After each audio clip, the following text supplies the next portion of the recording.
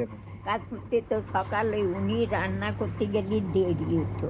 তা আচ্ছা। আমার কথা প্রিয় বন্দি গটি মেঘে মেঘে জল দিও, এত বড় একটা জল ভরা গটি। হুম। সেই গটি মাটি বড় পাত্রে ছিল, ওর মধ্যে মেঘে মেঘে জল দিতাম। 10 নম্বরে কড়ার 1 কড়াই জল দিতে গেলে কত জল লাগে। তাই তো অনেক লাগে তো। আর 7 নম্বরে কড়াই 1 কড়াই সকালের ভাত। কয়জন খাতো? 17 জনে। আর তুমি 12 বছরের? হ্যাঁ। আর আমার বাবু এসে ঝগড়া করতেন কি হুম।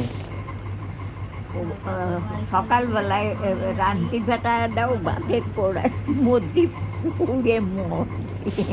তাই তো এত ছোট তা কিভাবে রানবে তা ও? কি করবো, উনুরা তো বাচ্চা কাচ্চা গুডি কানে ট্যামটুম। 1.5 বছরের 2 বছরের ছোট বড় যদি 7-8টা বাচ্চা হয় তাহলে ফেবিটি দশাটা কি হয়। সব জায়গাতে কানতেছে, কেউ উঠতেছে, কেউ আগে কেউ মতে কাঁদতে তাই তো। ই করে, গাই দোয়াতে হবে, তারপরে গোবর ফেলতে হবে। উনি কতেন কেউ বন্ডি আমি উঠোন টুটন জাগ দিয়ে গোবর টোবর ফেলে আসি, তুমি রান্না করতে লাগো। আমি রান্না করতে যেতাম।